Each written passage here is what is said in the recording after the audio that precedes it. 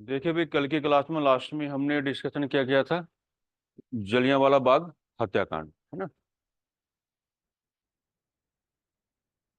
और किस तरीके से आपको इसको डील करना है, सारी बातें हमने आपको बता दी हैं। ठीक है, कंटेंट भी हमने आपको लिखा दिया होगा। राइट।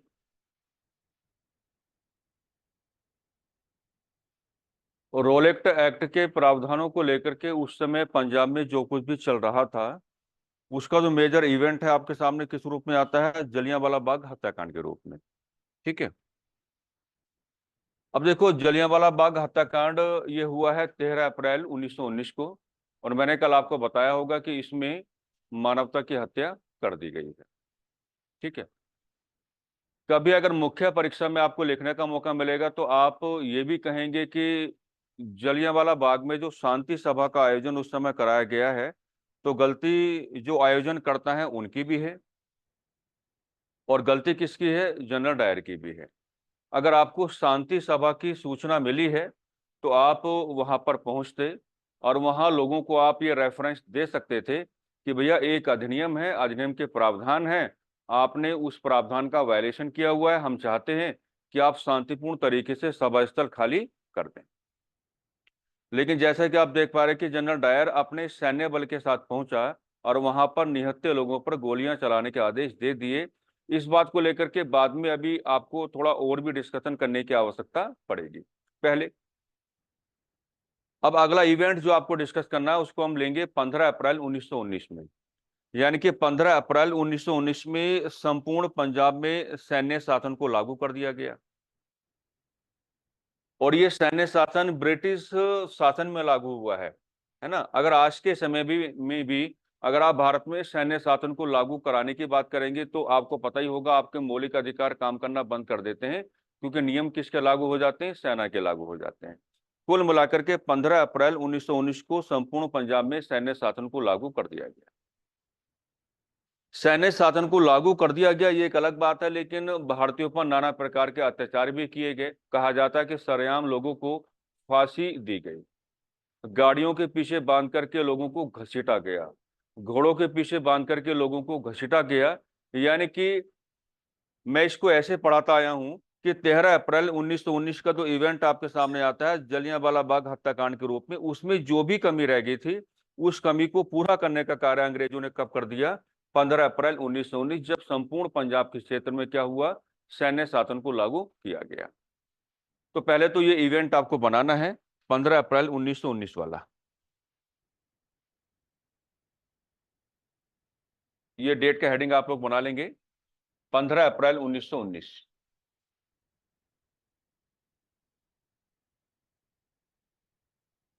15 अप्रैल 1919।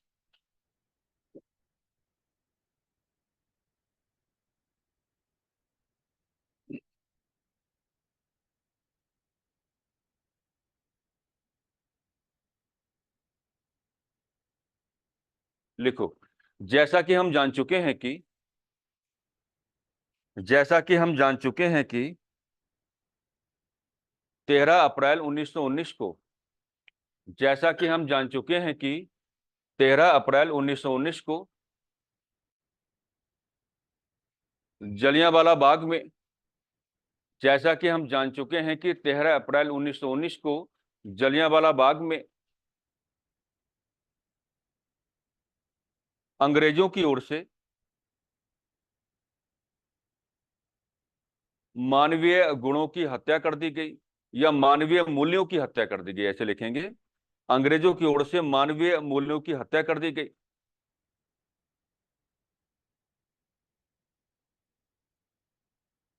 इस घटना के ठीक 2 दिन बाद इस घटना के ठीक 2 दिन बाद इस घटना के ठीक 2 दिन बाद, अर्थात 15 अप्रैल 1919 को अर्थात 15 अप्रैल 1919 को अर्थात 15 अप्रैल 1919 को संपूर्ण पंजाब में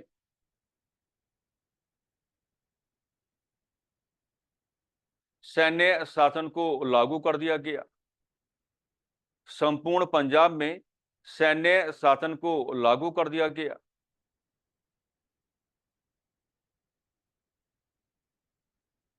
इस सैन्य शासन के माध्यम से हम भारतीयों पर इस सैन्य शासन के माध्यम से हम भारतीयों पर नाना प्रकार के अत्याचार किए गए। इस सैन्य शासन के माध्यम से हम भारतीयों पर नाना प्रकार के अत्याचार किए गए। नाना प्रकार के अत्याचार किए गए। नाना प्रकार के अत्याचार किए गए। लोगों को सरेआम फांसी पर लटकाया गया। लोगों को सरेआम फांसी पर लटकाया गया।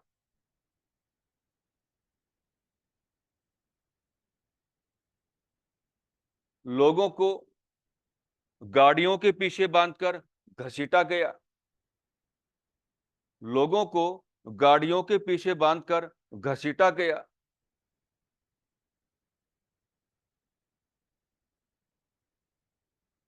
हम भारतीयों को घोड़ों के पीछे बांधकर घसीटा गया।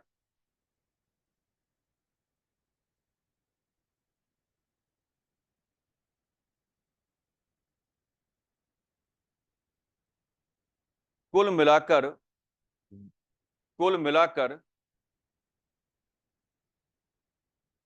ब्रिटिश शासनकाल में कुल मिलाकर ब्रिटिश शासनकाल में कुल मिलाकर ब्रिटिश शासनकाल में अप्रैल 1919 में कुल मिलाकर ब्रिटिश शासनकाल में अप्रैल 1919 में कुछ ऐसा हुआ जिसने अंग्रेजों के शासन को जिसने अंग्रेजों के शासन को जिसने अंग्रेजों के शासन को न्याय के कटघरे में खड़ा कर दिया। जिसने अंग्रेजों के शासन को न्याय के कटघरे में खड़ा कर दिया। जिसने अंग्रेजों के शासन को न्याय के कटघरे में खड़ा कर दिया। ये बातें आपके समझ में आनी चाहिए। भाई तरीका तो यही है। हमने कल भी आपको बताया होगा, अगर जनरल डायर को सूचना मिली है कि जलियांवाला बाग में एक शांति सभा का आयोजन हो रहा है, बैसाखी का दिन है, महिलाएं बच्चे एक बड़ी संख्या में मौजूद हैं, बाकी लोग भी मौजूद रहे होंगे। अगर हंसराज नामक भारतीय के माध्यम से आप इस बात की सूचना प्राप्त कर लेते हैं कि रोल एक्ट अधिनियम के प्रावधानों का वायलेशन करते हुए जलियांवाला बाग में एक शांति सभा का आयोजन हो रहा है, तो संवैधानिक दायित्व आपका यह बनता था कि आप भले ही एक सैन्य बल के साथ जाते, लेकिन लोगों को आप क्या करते, अवेयर करते कि भाई आपसे गलती हुई है, आपने रोल एक्ट अधिनियम के प्रावधानों का किसी के कहने पर वायलेशन किया है, हम चाहते हैं कि आप सभा स्थल को तुरंत क्या कर दें, खाली कर दें। लेकिन आप जानते हैं कि ऐसा नहीं हुआ। और ये तो सरकारी आंकड़े हम आपको कल बता रहे थे कि 379 लोग मारे गए, 1000 लोग घायल हुए। आप जानते हैं कि सरकारी आंकड़े क्या होते हैं, हमेशा इनसफिशिएंट होते हैं। सरकार अपने हिसाब से आंकड़ों का क्या है, प्रकाशन करवा करके चलती है। आप माने नहीं, आपने पंजाब के लोगों को 15 अप्रैल 1919 में जो सैन्य शासन आपने लागू किया, वहां आप जितनी नीचता दिखा सकते थे, आपने उतनी नीचता वहां पर दिखा दी। बेवजह लोगों को आप फांसी पर लटका रहे हैं, बेवजह लोगों को आप गाड़ियों के पीछे बांध करके घसीट रहे हैं, या बेवजह लोगों पर आप कोड़े बरसा रहे हैं, या बेवजह लोगों को आप घोड़ों के पीछे बांध करके घसीट रहे हैं, यानी कि ये तो कुछ और ही है भाई, है ना भाई। मैं तो इसे ब्रिटिश रूल नहीं कहूंगा, बल्कि क्या कहूंगा, अन ब्रिटिश रूल कहूंगा। और मैं तो ये कहूंगा कि इन घटनाओं ने ब्रिटिश शासन को न्याय के कटघरे में खड़ा कर दिया। यानी कि हम भारतीय अब न्याय की डिमांड करेंगे कि आप ऐसा व्यवहार आखिर क्यों कर रहे हैं। मामला वर्ष 1919 का है। महात्मा गांधी ने प्रथम विश्व युद्ध के ग्राउंड पर ब्रिटिश सरकार का पूरा सपोर्ट किया, हमने क्लास में डिस्कशन किया। लेकिन महात्मा गांधी ये भी चाहते थे कि प्रथम विश्व युद्ध की समाप्ति के धरातल पर ब्रिटिश शासन की ओर से हम भारतीयों का कोई बड़ा संवैधानिक विकास किया जाए। यहाँ तो कुछ और ही हो रहा है। कांग्रेस की ओर से प्रथम विश्व युद्ध के ग्राउंड पर ब्रिटिश सरकार का वेरी पॉजिटिव सपोर्ट किया गया। कांग्रेस का मानना भी यह था कि प्रथम विश्व युद्ध की समाप्ति के धरातल पर हम भारतीयों का किसी एक्ट के माध्यम से कोई बड़ा संवैधानिक विकास होगा। लेकिन यहां तो कुछ और ही हो रहा है। आपके बात समझ में आ रही होगी। इन घटनाओं ने अंतर्राष्ट्रीय समुदाय में भी शोर शराबा मचाया।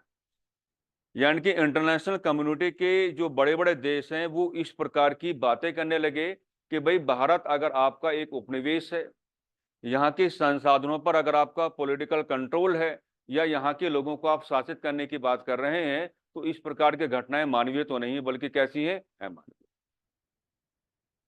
ब्रिटिश सरकार पर अंतर्राष्ट्रीय समुदाय की ओर से बहुत ही इफेक्टिव प्रेशर जनरेट हुआ।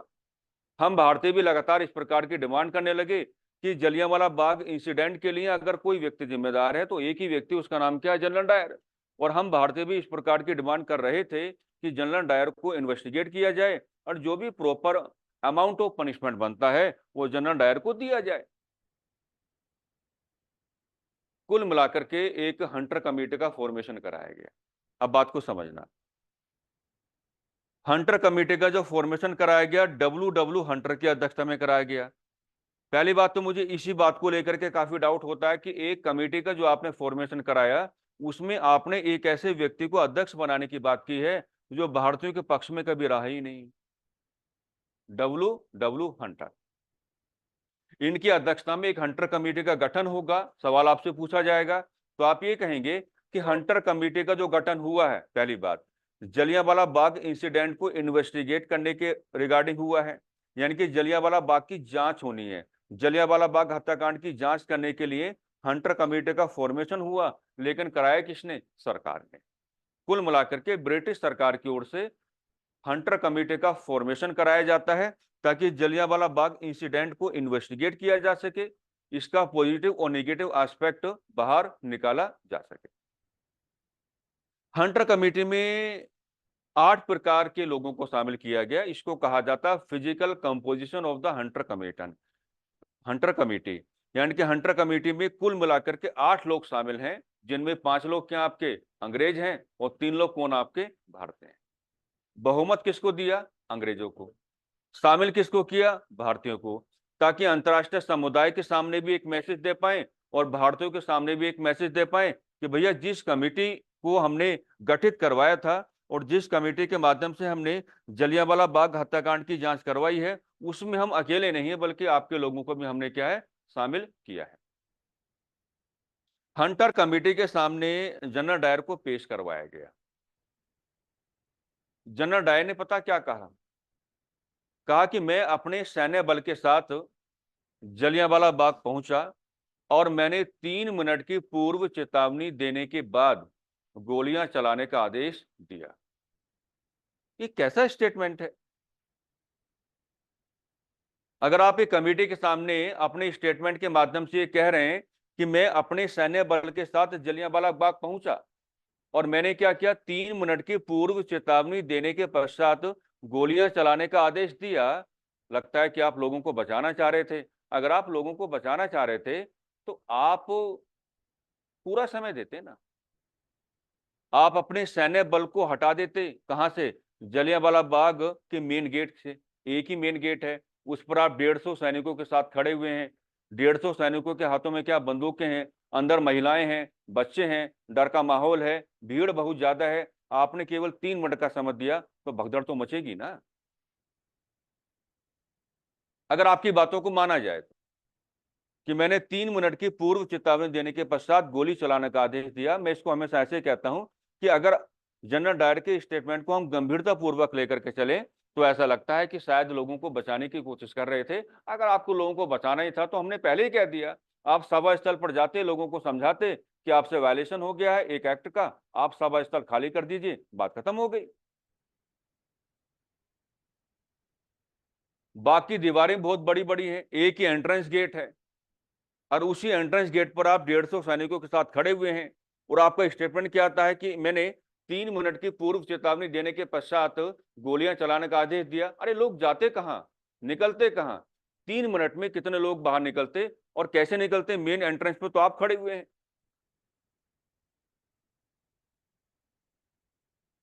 हंटर कमेटी के अंदर जो भारतीय सदस्य शामिल रहे उन्होंने बिल्कुल ओपन डिस्कशन किया और ओपन डिस्कशन के माध्यम से कहा कि जलियांवाला बाग में जो भी इंसिडेंट हुआ है या जो भी नरसंहार या जिनोसाइड हुआ है, इसके लिए अगर कोई व्यक्ति रेस्पॉन्सिबल है तो कौन है? जनरल डायर है। बात खत्म हुई। हम चाहते हैं कि इसको प्रॉपर किया दिया जाए, पनिशमेंट दिया जाए। अब सुनो बात।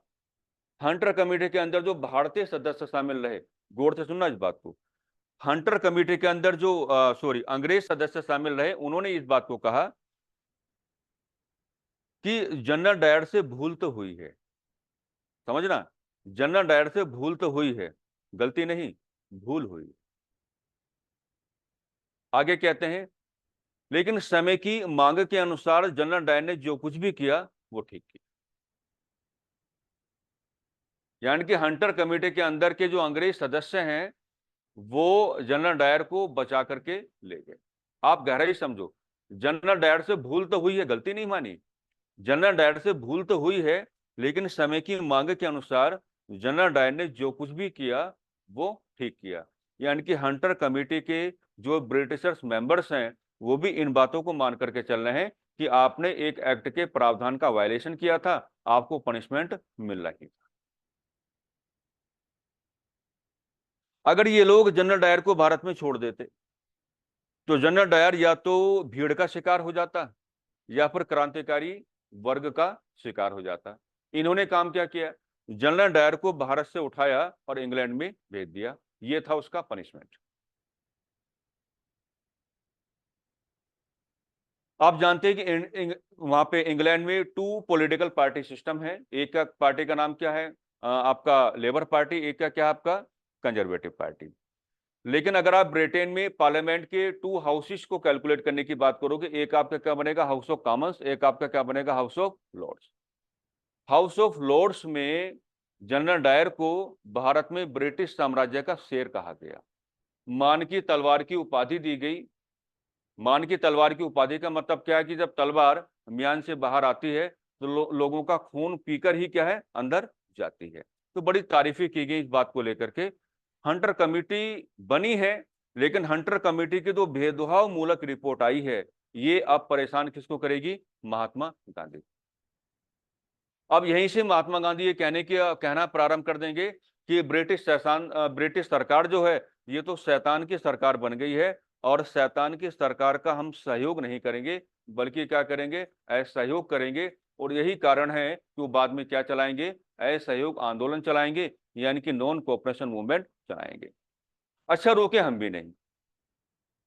भारतीय राष्ट्रीय कांग्रेस की ओर से मदन मोहन मालवीय जी की अध्यक्षता में एक तहकीकात कमेटी का गठन कराया गया और तहकीकात कमेटी को भी जलियांवाला बाग हत्याकांड की जांच करनी थी। तहकीकात कमेटी ने जांच की और अपनी पूरी जांच रिपोर्ट बनाई और सरकार को हैंडओवर करते हुए कहा कि भैया हम ये चाहते हैं कि जनरल डायर चाहे भारत में रहे चाहे इंग्लैंड में रहे, लेकिन प्रॉपर पनिशमेंट मिलना चाहिए। लेकिन हुआ कुछ नहीं। हुआ कुछ नहीं। बस परिवर्तन दिखाना है आपको 3 जगह। भारतीय जनमानस ब्रिटिश सरकार के अगेंस्ट हो जाएगा, फर्क पड़ेगा नहीं पड़ेगा भाई। कांग्रेस ब्रिटिश सरकार के प्रॉपर अगेंस्ट हो जाएगी और महात्मा गांधी अब ये कहना शुरू कर देंगे कि हमें इस शैतान की सरकार का कोई सहयोग नहीं करना है, बल्कि असहयोग करना है। यानी कि जनमानस का डिससेटिस्फैक्शन, कांग्रेस का डिससेटिस्फैक्शन और महात्मा गांधी का डिससेटिस्फैक्शन, ये ग्राउंड किसका तैयार करेगा? नॉन कोऑपरेशन मूवमेंट का, यानी कि असहयोग आंदोलन। है ना? चलिए, पहले कुछ बोर्ड से नोट डाउन कर लेते हैं, बाद में हम आपको लैंग्वेज दे देंगे। है ना? हंटर कमेटी,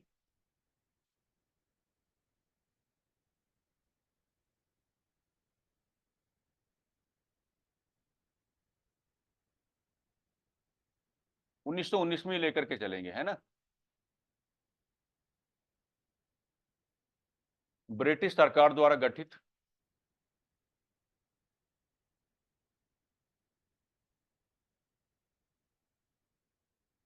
ब्रिटिश सरकार द्वारा गठित।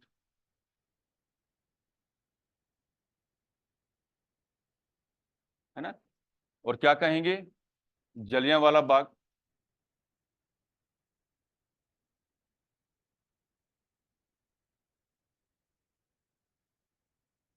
हत्याकांड की जांच हेतु, की जांच हेतु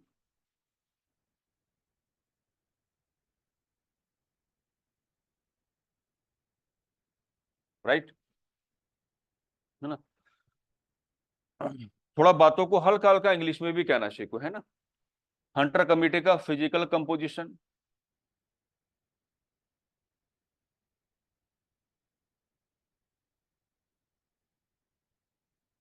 फिजिकल कंपोजिशन का मतलब ये होगा कि कौन कौन लोग शामिल हैं। तो पहले तो कहेंगे टोटल कितने हैं, 8 हैं। टोटल बराबर कितने हो जाते हैं, 0, 8 हो जाते हैं। और इनको बांटना पड़ेगा। 05 क्या हो जाएंगे आपके, ब्रिटिशर्स, अंग्रेज। और 03 क्या हो जाएंगे आपके, भारतीय। 03 कौन हो जाएंगे आपके, इंडियंस। राइट। ये जेल पेन का इस्तेमाल कर रहे हैं आप, है ना। जेल पेन है ना, लाइए मुझे दीजिए इसको। मेरे पास आज पेन नहीं था ना, मुझे लिखना भी है। धन्यवाद आपका। आप जेल पेन लेके आए, सबके ऐसे ऐसे जब्त करूंगा जिसके पास नजर आ गया। बॉल पेन नहीं है तो कोई और अवेलेबल कराइए इनको, बॉल पेन से लिखेंगे। है, ठीक है। अब मैं सोच ही रहा था आज घर से पेन लाना भूल गया। भारतीय सदस्य कौन कौन से शामिल हैं, पंडित जगत नारायण,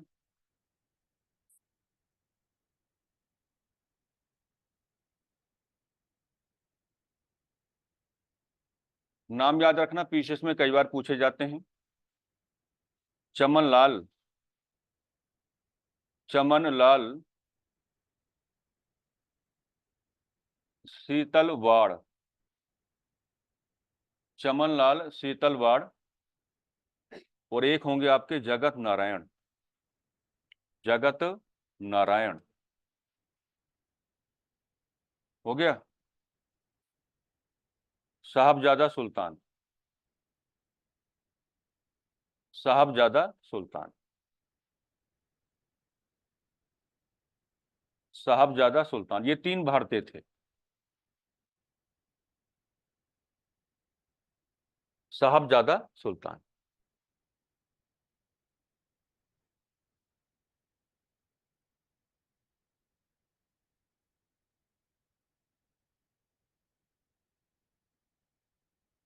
अंग्रेज सदस्यों के नाम आप इंग्लिश में लिखेंगे, है ना, क्योंकि नाम इंग्लिश में ही कैलकुलेट अच्छे होंगे ये।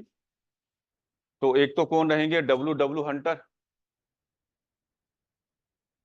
W W Hunter. ये कौन है इस कमेटी के अध्यक्ष, डब्ल्यू डब्ल्यू हंटर। एक हो जाएंगे आपके, नंबर 1 हो गए। Number 2 WF rice.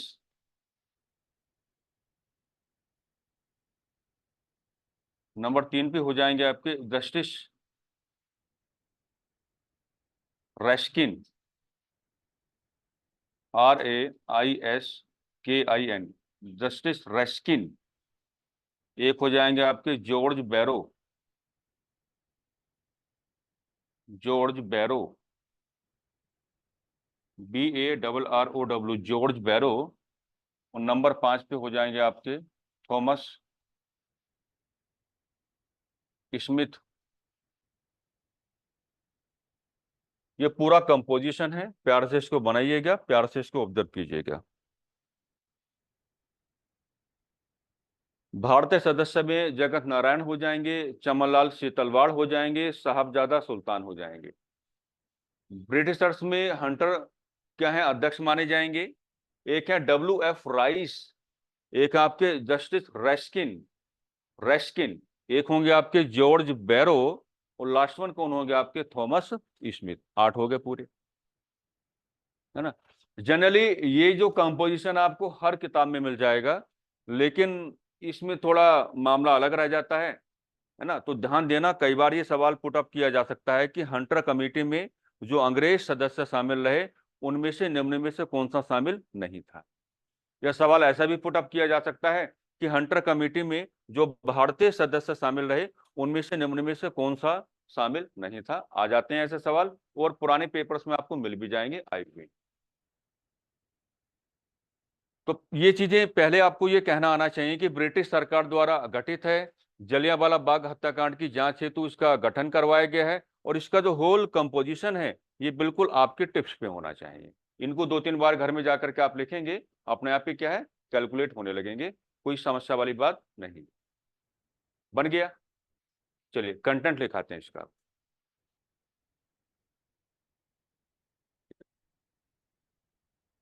Hunter committee के भारतीय सदस्य, हंटर कमेटी के भारतीय सदस्य, हंटर कमेटी के भारतीय सदस्य लगातार इन बातों को उठाते रहे। हंटर कमेटी के भारतीय सदस्य लगातार इन बातों को उठाते रहे कि जलियांवाला बाग हत्याकांड हेतु,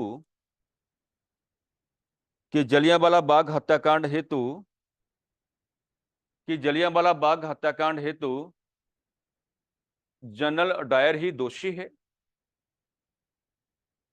जनरल डायर ही दोषी है।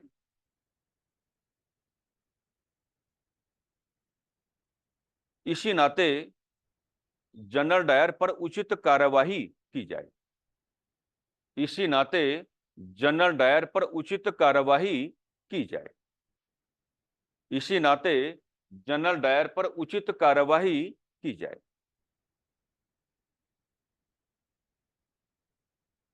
हंटर कमेटी के समक्ष, हंटर कमेटी के समक्ष अपने आप को प्रस्तुत करते हुए, हंटर कमेटी के समक्ष अपने आप को प्रस्तुत करते हुए,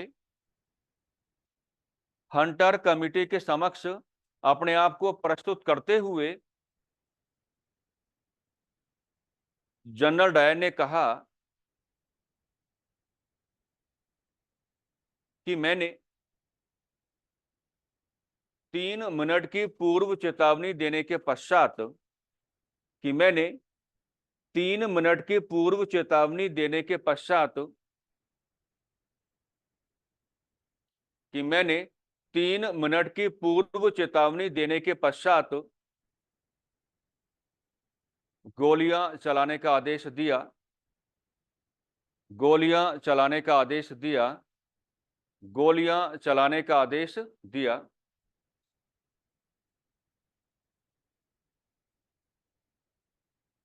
चौंकाने वाली बात तो यह है कि, चौंकाने वाली बात तो यह है कि, चौंकाने वाली बात तो यह है कि हंटर कमेटी के अंग्रेज सदस्यों ने, चौंकाने वाली बात तो यह है कि हंटर कमेटी के अंग्रेज सदस्यों ने,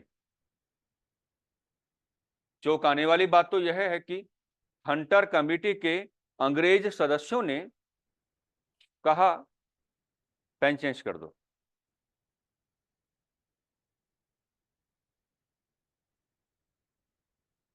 जनरल डायर से भूल तो हुई है, जनरल डायर से भूल तो हुई है, जनरल डायर से भूल तो हुई है, जनरल डायर से भूल तो हुई है, लेकिन समय की मांगों के अनुसार, लेकिन समय की मांगों के अनुसार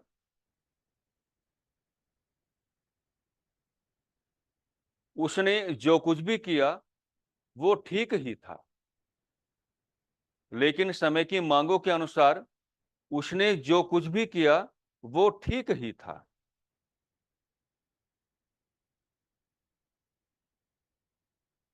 सजा के तौर पर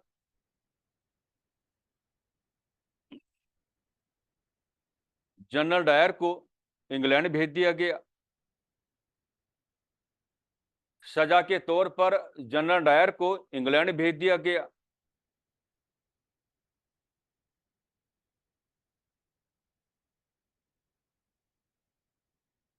जहां ब्रिटेन की संसद के उच्च सदन, अपर हाउस, जहां ब्रिटेन की संसद के उच्च सदन, अपर हाउस,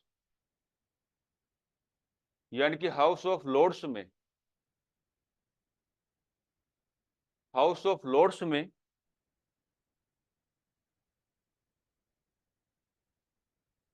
उसे भारत में ब्रिटिश साम्राज्य का शेर कहा गया। उसे भारत में ब्रिटिश साम्राज्य का शेर कहा गया। उसे भारत में ब्रिटिश साम्राज्य का शेर कहा गया। उसे भारत में ब्रिटिश साम्राज्य का शेर कहा गया।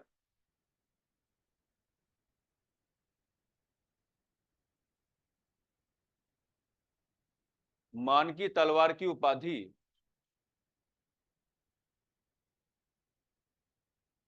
मान की तलवार की उपाधि भी दी गई। मान की तलवार की उपाधि भी दी गई। मान की तलवार की उपाधि भी दी गई।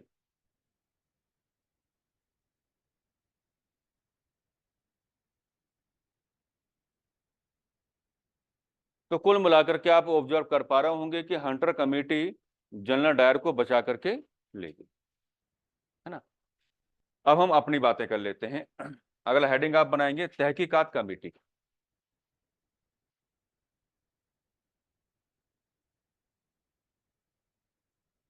तहकीकात कमेटी, इसका समय भी आप कहां लेके चलेंगे साथियों? 1919। तहकीकात कमेटी।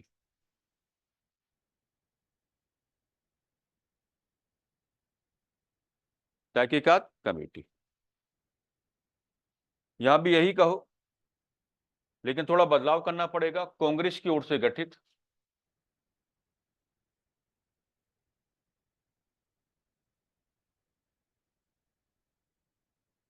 कांग्रेस की ओर से गठित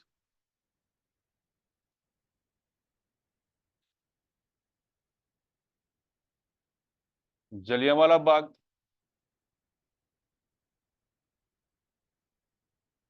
जलियांवाला बाग हत्याकांड की जांच हेतु, हत्याकांड की जांच हेतु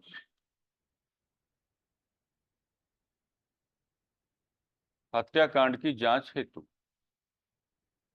कांग्रेस की ओर से गठित है जलियांवाला बाग हत्याकांड की जांच हेतु। अब बनाएंगे आप इसका फिजिकल कंपोजिशन।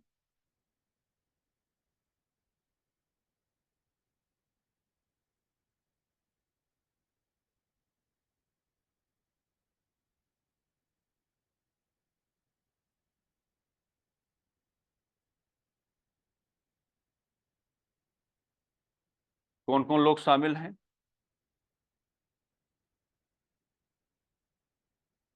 मदन मोहन मालवीय, मदन मोहन मालवीय,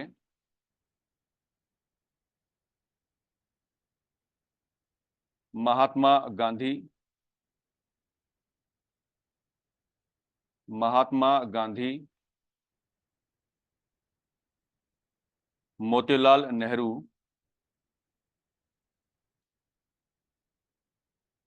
मोतीलाल नेहरू,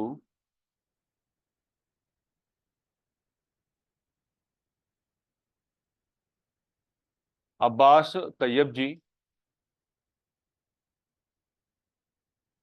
अब्बास तैयब जी, ये नाम आगे भी आएगा। अब्बास तैयब, तैयब है ये, अब्बास तैयब जी, C.R. दास,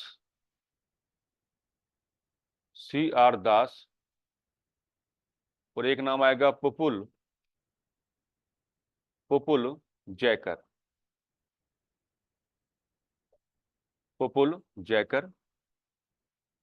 मदन मोहन मालवीय जी क्या रहेंगे? इसके अध्यक्ष रहेंगे।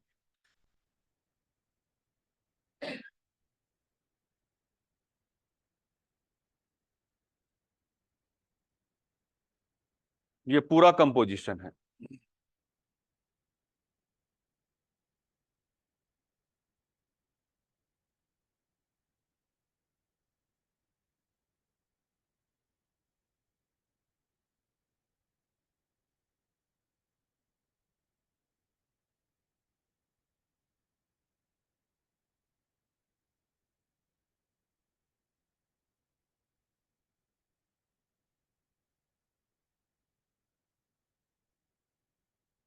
ठीक है जी। कांग्रेस की ओर से गठित है, जलियांवाला बाग हत्याकांड की जांच हेतु है। मदन मोहन मालवीय जी की अध्यक्षता में गठन हुआ है। अदर मेंबर्स कौन है? महात्मा गांधी, मोतीलाल नेहरू, अब्बास तैयब जी, बड़ा नाम है, आगे उठेगा, और C.R. दास, इन पे भी आगे चर्चाएं होंगी। एक है पुपुल जयकर। ये पूरा क्या है? कंपोजिशन है। राइट, लिखो, कंटेंट बनाओ उसका। बस घर में जाकर के अच्छे से रिवाइज कर लेना, एग्जामिनेशन में अगर क्वेश्चन पुट अप होता तो गलती नहीं होनी चाहिए। राइट, लिखो। भारतीय राष्ट्रीय कांग्रेस की ओर से भी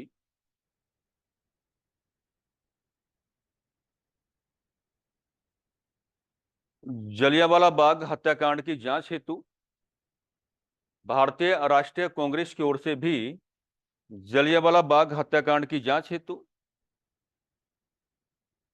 भारतीय राष्ट्रीय कांग्रेस की ओर से भी जलियांवाला बाग हत्याकांड की जांच हेतु तहकीकात कमेटी के रूप में, तहकीकात कमेटी के रूप में, तहकीकात कमेटी के रूप में एक कमेटी का गठन करवाया गया। तहकीकात कमेटी के रूप में एक कमेटी का गठन करवाया गया।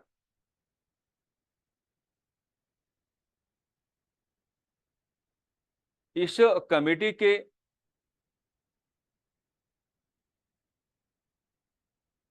सभी लोगों ने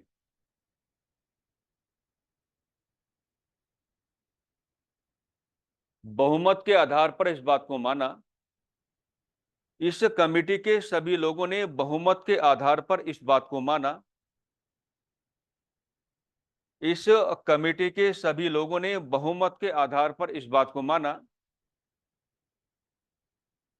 कि जलियांवाला बाग हत्याकांड हेतु,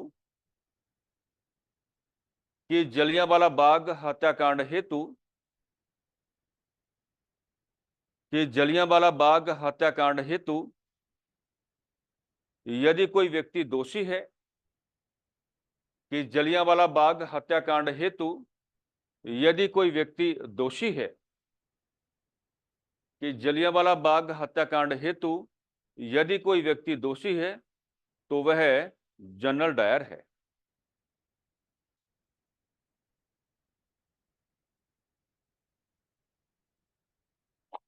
तहकीकात कमेटी ने अपनी जांच रिपोर्ट सरकार को सौंपी। तहकीकात कमेटी ने अपनी जांच रिपोर्ट सरकार को सौंपी। तहकीकात कमेटी ने अपनी जांच रिपोर्ट सरकार को सौंपी। लेकिन सरकार की ओर से इस रिपोर्ट पर लेकिन सरकार की ओर से इस रिपोर्ट पर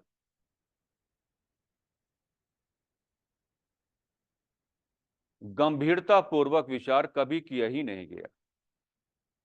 लेकिन सरकार की ओर से इस रिपोर्ट पर गंभीरता पूर्वक विचार कभी किया ही नहीं गया। गंभीरता पूर्वक विचार कभी किया ही नहीं।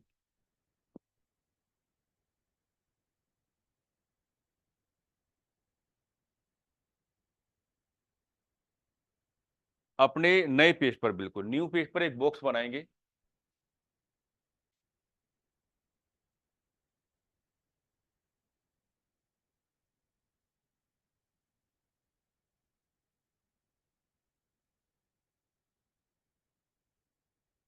पहले बनवाया मैंने किसी क्लास में या नहीं? हाँ, एक ऐसा बॉक्स बनाएंगे अपनी सुविधा के हिसाब से।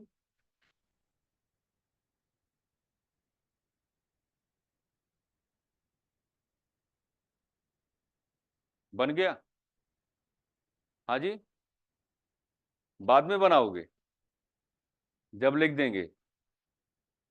अच्छा, चलो आपकी इच्छा है, क्या दिक्कत होगी।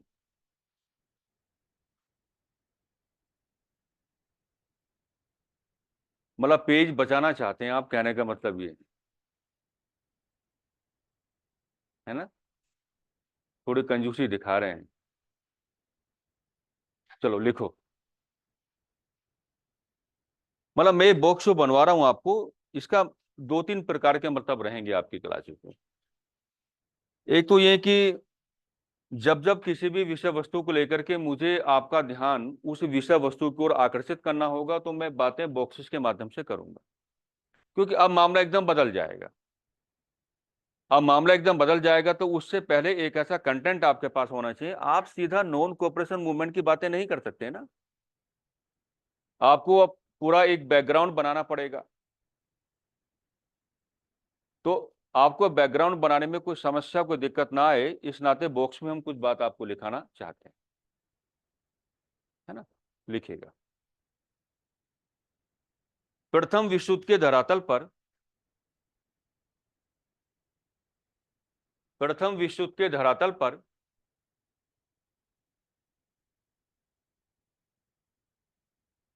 महात्मा गांधी के साथ साथ, प्रथम विश्व युद्ध के धरातल पर महात्मा गांधी के साथ साथ भारतीय राष्ट्रीय कांग्रेस ने भी, भारतीय राष्ट्रीय कांग्रेस ने भी, भारतीय राष्ट्रीय कांग्रेस ने भी, भारतीय राष्ट्रीय कांग्रेस ने भी ब्रिटिश सरकार का समर्थन किया।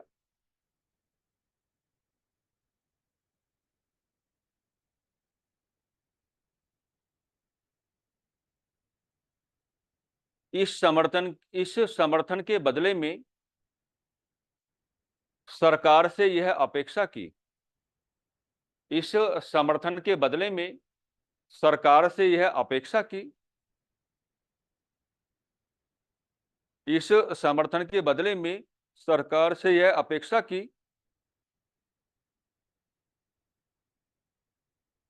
कि सरकार किसी अधिनियम के माध्यम से, कि सरकार किसी अधिनियम के माध्यम से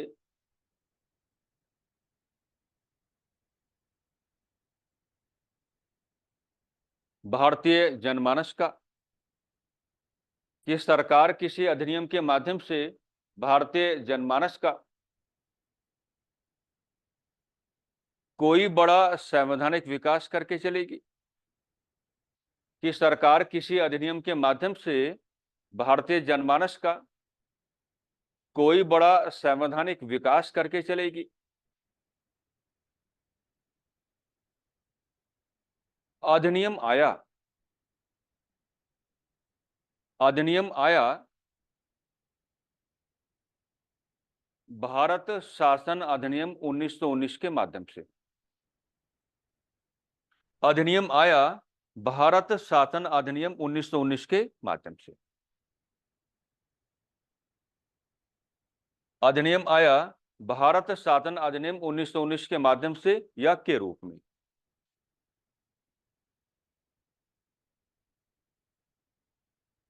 या के रूप में, जो भी आपको अच्छा लगे वैसे लिख लो। लेकिन इस अधिनियम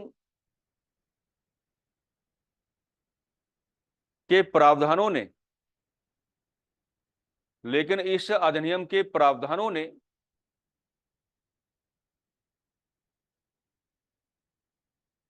भारतीय जनमानस के संवैधानिक विकास के साथ मजाक किया। लेकिन इस अधिनियम के प्रावधानों ने भारतीय जनमानस के संवैधानिक विकास के साथ मजाक किया।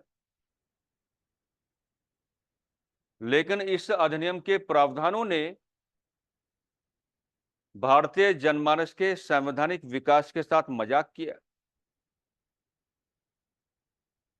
उधर हंटर कमेटी की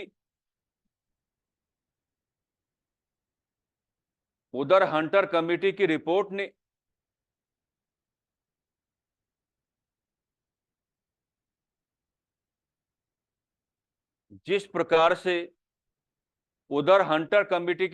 ने जिस प्रकार से जनरल डायर को संरक्षण प्रदान किया, उधर हंटर कमेटी की रिपोर्ट ने जिस प्रकार से जनरल डायर को संरक्षण प्रदान किया,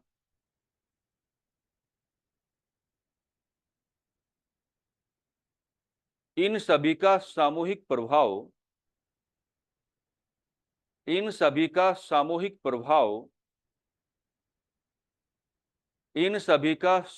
प्रभाव भारतीय जनमानस, कांग्रेस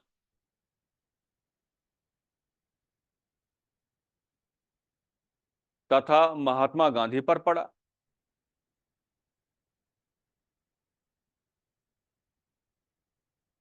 शुरुआत महात्मा गांधी ने की। शुरुआत महात्मा गांधी ने की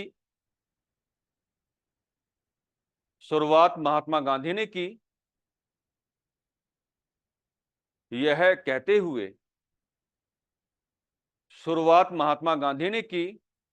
कहते हुए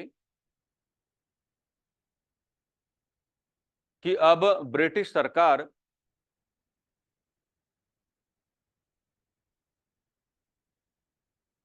शैतान की सरकार बन चुकी है, कि अब ब्रिटिश सरकार शैतान की सरकार बन चुकी है, कि अब ब्रिटिश सरकार शैतान की सरकार बन चुकी है और ऐसी सरकार का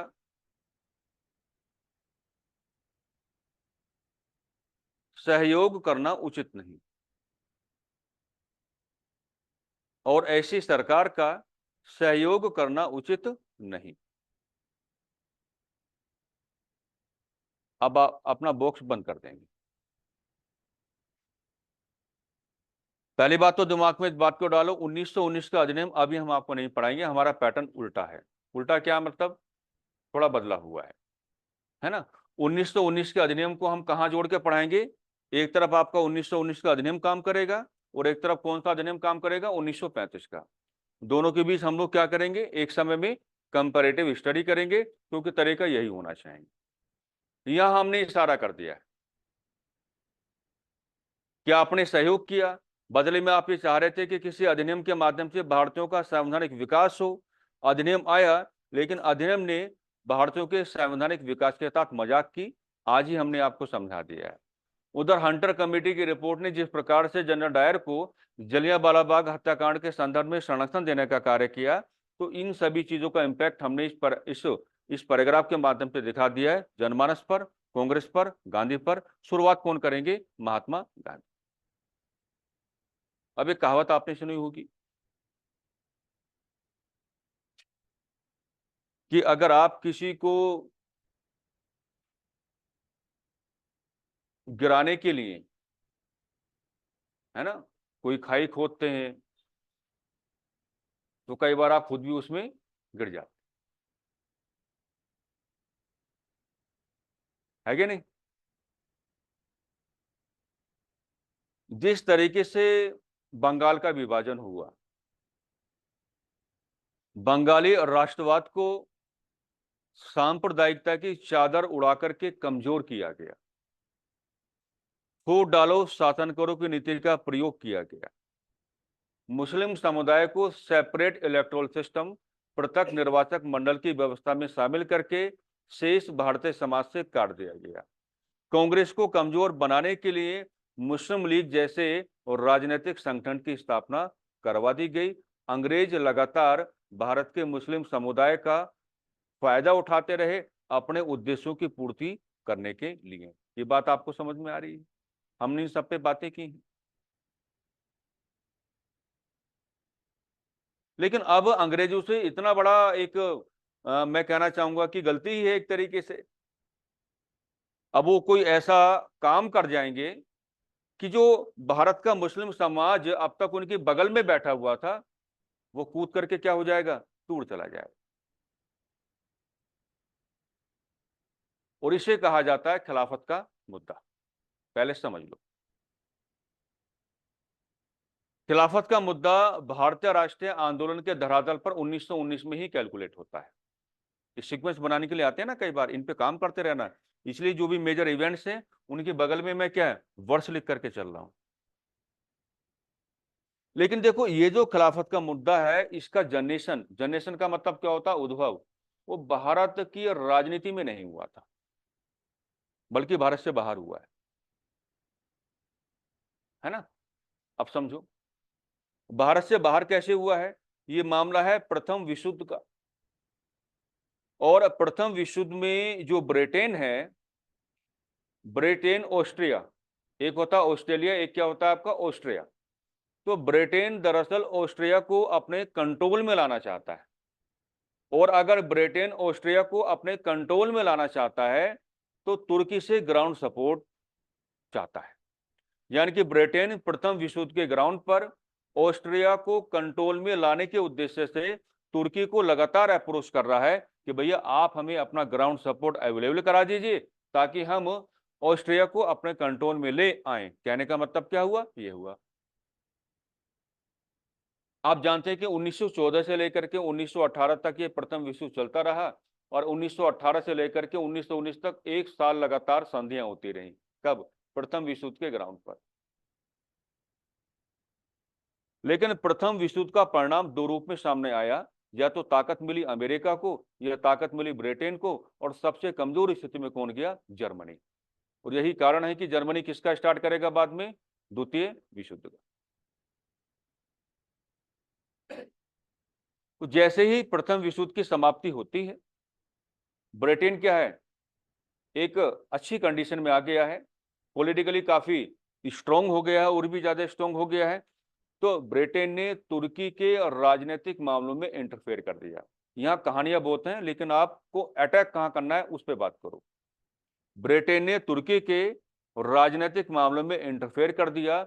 और तुर्की का जो खलीफा है, नाम कहीं आपको नहीं मिलेगा, तुर्की का जो खलीफा है उसके सारे अधिकार छीन।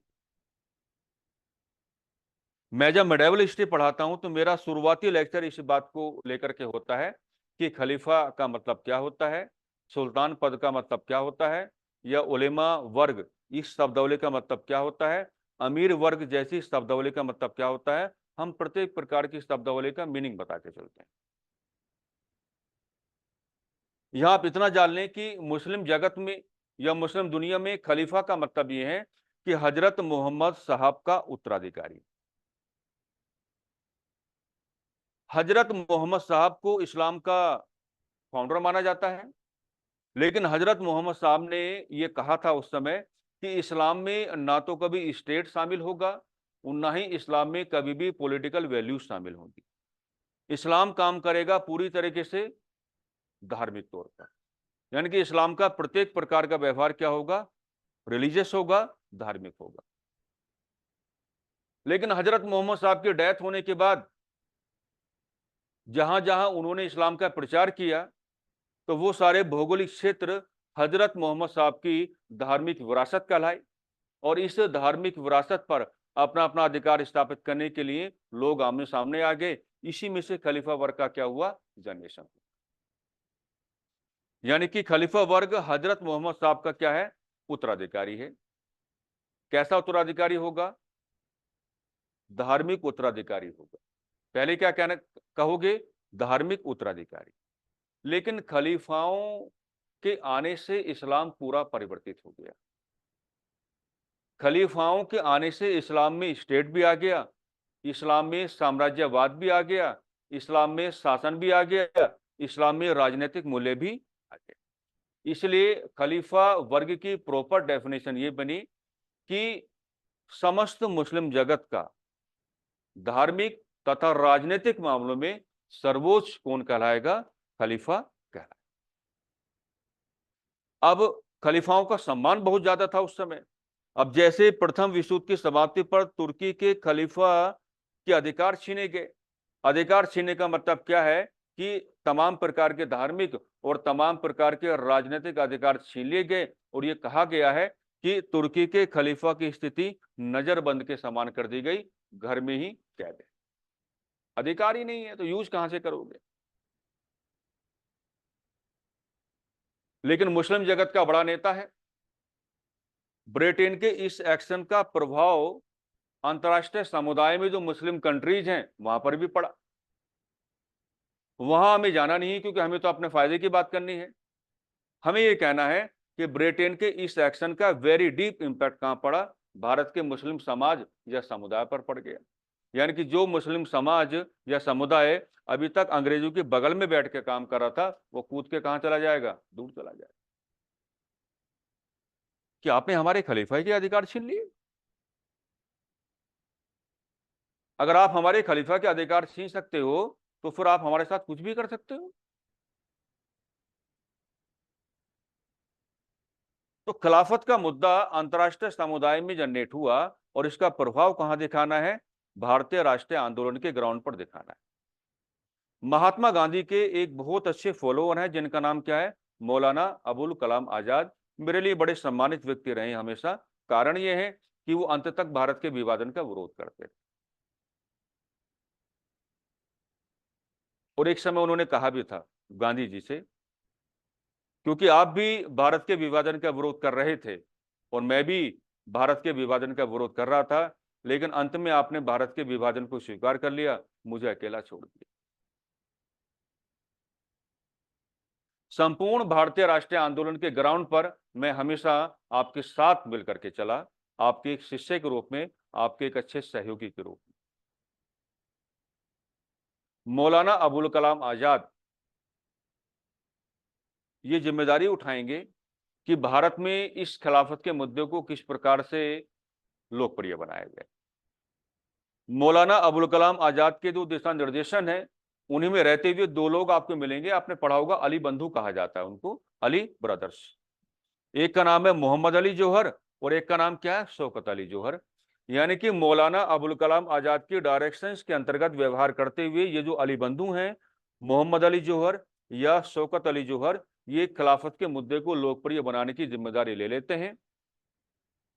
अखिल भारतीय खिलाफत कमेटी का गठन करवाया जाता है, और अखिल भारतीय खिलाफत कमेटी का एक ही उद्देश्य था कि ब्रिटिश सरकार पर प्रेशर जनरेट करना, दबाव बनाना कि तुर्की के खलीफा के साथ जो आपने एक अनैतिक व्यवहार किया है, जो आपको नहीं करना चाहिए था, आप तुर्की के खलीफा के पुराने राजनीतिक और धार्मिक अधिकार वापस करें। अब क्योंकि काम किसकी ओर से हो रहा है? मौलाना अबुल कलाम आजाद की ओर से हो रहा है। अब ये तो करा दिया कि अखिल भारतीय खिलाफत कमेटी का फॉर्मेशन तो हो गया, लेकिन खिलाफत के मुद्दे को लीड कौन करेगा, या अखिल भारतीय खिलाफत कमेटी की अध्यक्षता कौन करेगा? क्योंकि सारा काम मौलाना अबुल कलाम आजाद की ओर से हो रहा है, तो आपको कभी अपने आप को रटाने की आवश्यकता नहीं है। यहां खिलाफत के मुद्दे को लीड कौन करेंगे? महात्मा गांधी। अखिल भारतीय खिलाफत कमेटी की अध्यक्षता को, इसकी अध्यक्षता कौन करेंगे? महात्मा गांधी। लेकिन मुद्दा यह बना कि जैसे ही महात्मा गांधी ने खिलाफत के मुद्दे का समर्थन करना प्रारंभ किया, या अखिल भारतीय खिलाफत कमेटी की अध्यक्षता करने के लिए हामी भर दी, वैसे ही खलबली मच जाएगी कांग्रेस में कि गांधी जी जा कहां रहे हो, आप कहां जा रहे हो? वहां आपको नहीं जाना चाहिए। बाल गंगाधर तिलक बिल्कुल एक कोने में बैठ जाएंगे, कहेंगे कि मैं इस बात का समर्थन बिल्कुल नहीं करूंगा, आपको उधर नहीं जाना चाहिए। मोहम्मद अली जिन्ना, जिन्होंने भारत का विभाजन करा दिया, वो कहेंगे गांधी जी से कि आप धर्म और राजनीति को साथ साथ लेकर के ना चलें, ये काम बहुत गलत आप कर रहे हैं, आपको ये काम नहीं करना चाहिए। अब गांधी तो गांधी हैं, मैं तो मजारी कहता हूं उनको। उन्होंने कांग्रेस के सामने एक बात रखी, तिलक साहब के सामने एक बात रखी कि एक बात बताओ, 1916 में आपने लखनऊ पैक्ट कराया और लखनऊ पैक्ट के माध्यम से कांग्रेस तथा मुस्लिम लीग के मध्य आपने समझौता करा दिया। समझौते का मतलब तो यही हुआ ना कि हिंदू मुस्लिम एकता स्थापित हुई। आप ये बता दो कितने कदम आगे बढ़ी। 1916 के लखनऊ अधिवेशन में जो लखनऊ पैक्ट हुआ कांग्रेस और मुस्लिम लीग के मध्य है, इसका मतलब यही समझ में आता है कि आपने हिंदू मुस्लिम एकता को स्थापित किया, भारतीयों की मांगों को आधार बना करके। ये तो हिंदू मुस्लिम एकता है कि कितने कदम आगे बढ़ी, सारे कांग्रेसी चुप हो गए, तलक साहब भी चुप हो गए, क्योंकि आगे तो बढ़ ही नहीं पाई थी। गांधी जी ने कहा कि ये बहुत बड़ा ओकेशन है, हमें इसको एक्सेप्ट करना होगा और इसे एक्सेप्ट करके भारतीय राष्ट्रीय आंदोलन के ग्राउंड पर हमें मुस्लिम हिंदू मुस्लिम एकता स्थापित करनी होगी। क्योंकि जहां से हम देख रहे हैं आने वाले 100 सालों में भी, ये कोटेशन कई बार आता है, आने वाले 100 सालों में भी ऐसा कोई अवसर आपको कभी नहीं मिलेगा कि आप हिंदू मुस्लिम एकता को स्थापित कर पाए। गांधी जी अपनी जगह बिल्कुल क्या थे, सही थे।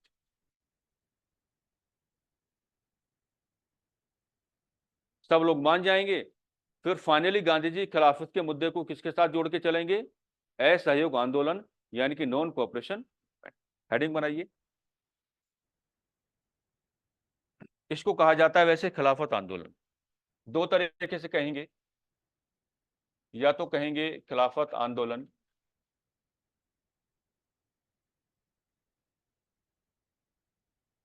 या ऑब्लिक करके कह देंगे खिलाफत का मुद्दा।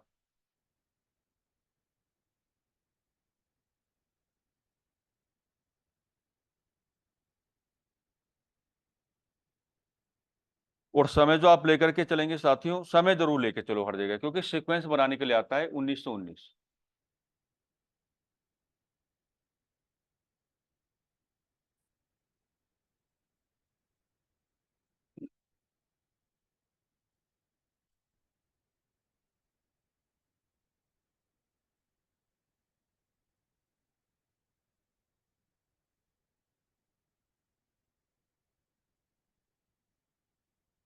बनाओ चलो इसकी लैंग्वेज। खिलाफत के मुद्दे का उद्भव, खिलाफत के मुद्दे का उद्भव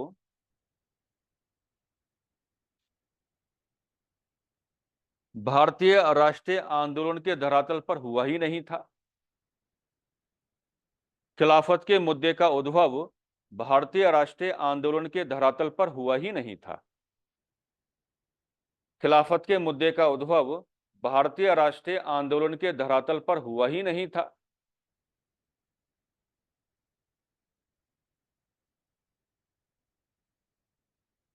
असल में इसका उद्भव तो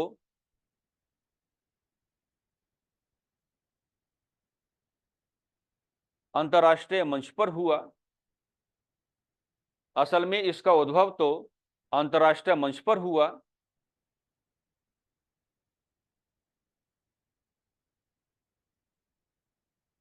लेकिन इसका प्रभाव लेकिन इसका प्रभाव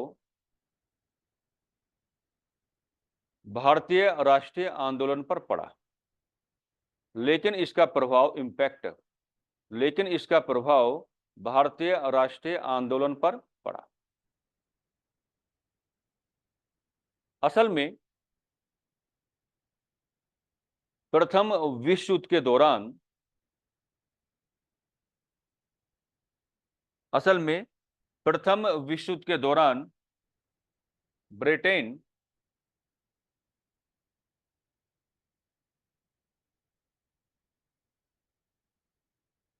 असल में प्रथम विश्व युद्ध के दौरान ब्रिटेन ऑस्ट्रिया असल में प्रथम विश्व युद्ध के दौरान ब्रिटेन ऑस्ट्रिया असल में प्रथम विश्व युद्ध के दौरान ब्रिटेन ऑस्ट्रिया के खिलाफ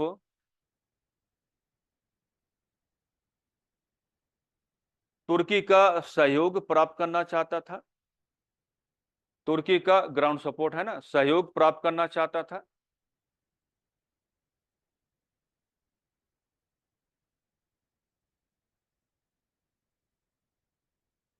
लेकिन तुर्की की ओर से लेकिन तुर्की की ओर से ब्रिटेन का कोई सहयोग नहीं किया गया।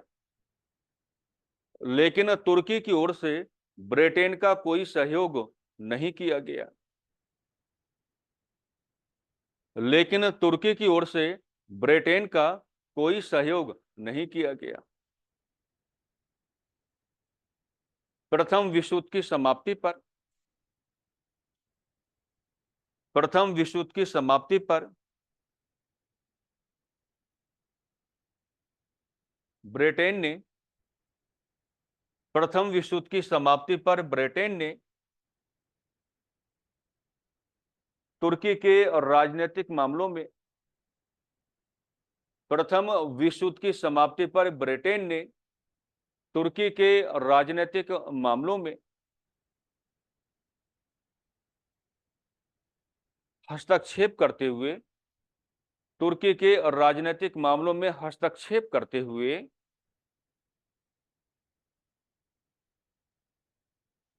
खलीफा के समस्त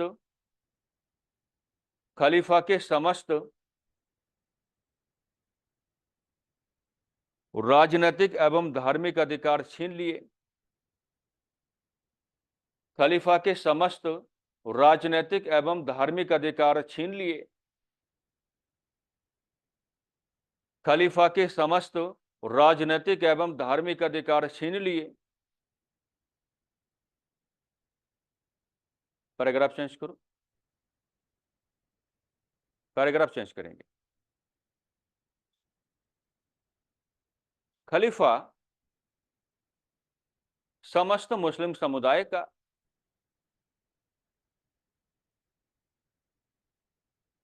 एक सम्मानित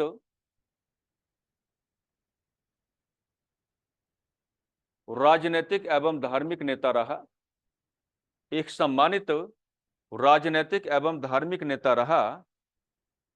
एक सम्मानित राजनीतिक एवं धार्मिक नेता रहा। एक सम्मानित राजनीतिक एवं धार्मिक नेता रहा। ब्रिटेन के इस व्यवहार का प्रभाव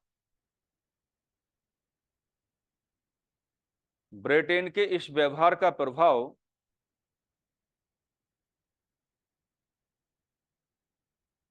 भारतीय मुस्लिम समुदाय पर प्रत्यक्ष तौर पर पड़ा। ब्रिटेन के इस व्यवहार का प्रभाव ब्रिटेन के इस व्यवहार का प्रभाव भारतीय मुस्लिम समुदाय पर प्रत्यक्ष तौर पर पड़ा।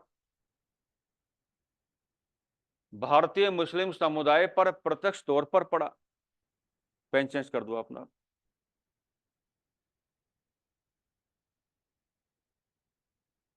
मौलाना अबुल कलाम आजाद मौलाना अबुल कलाम आजाद मौलाना अबुल कलाम आजाद के दिशा निर्देशनों में मौलाना अबुल कलाम आजाद के दिशा निर्देशनों में व्यवहार करते हुए मौलाना अबुल कलाम आजाद के दिशा निर्देशनों में व्यवहार करते हुए ऐसे लिखेंगे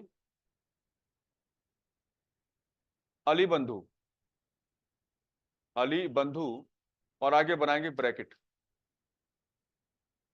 अली बंधु, आगे क्या बनाएंगे ब्रैकेट।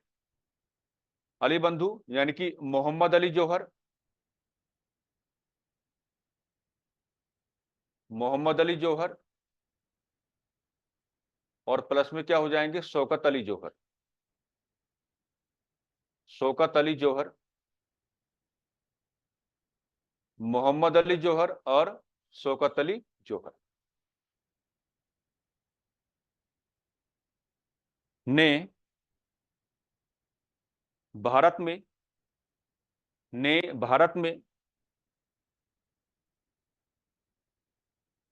खिलाफत के मुद्दे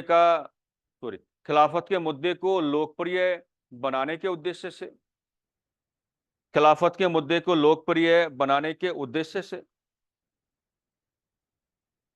खिलाफत के मुद्दे को लोकप्रिय बनाने के उद्देश्य से खिलाफत के मुद्दे को लोकप्रिय बनाने के उद्देश्य से अखिल भारतीय खिलाफत कमेटी का गठन किया। अखिल भारतीय खिलाफत कमेटी का गठन किया। अखिल भारतीय खिलाफत कमेटी का गठन किया।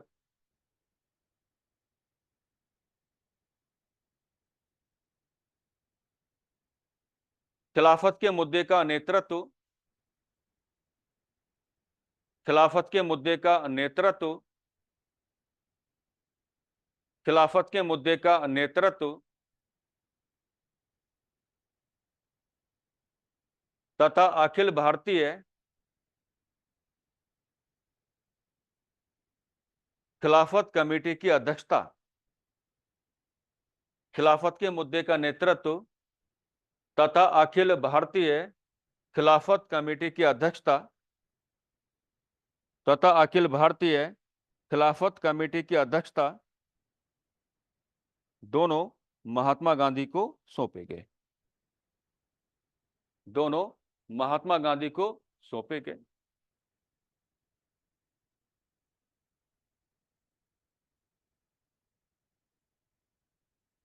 महात्मा गांधी ने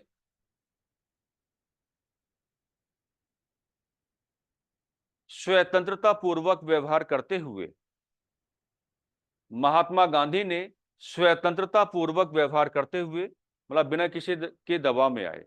महात्मा गांधी ने स्वतंत्रता पूर्वक व्यवहार करते हुए स्वतंत्रता महात्मा गांधी ने स्वतंत्रता पूर्वक व्यवहार करते हुए खिलाफत के मुद्दे का समर्थन भी किया। खिलाफत के मुद्दे का समर्थन भी किया। खिलाफत के मुद्दे का समर्थन भी किया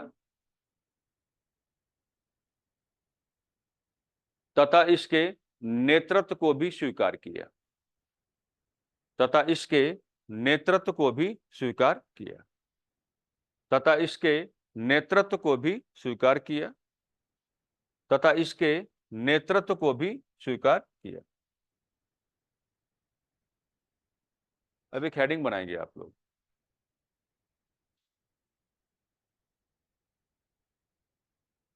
हेडिंग बनाएंगे, महात्मा गांधी ने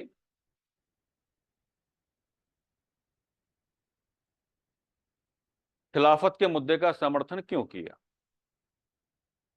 महात्मा गांधी ने खिलाफत के मुद्दे का समर्थन क्यों किया। महात्मा गांधी ने खिलाफत के मुद्दे का समर्थन क्यों किया। ठीक है, यहां से आगे का डिस्कशन हम कल करें। ठीक है।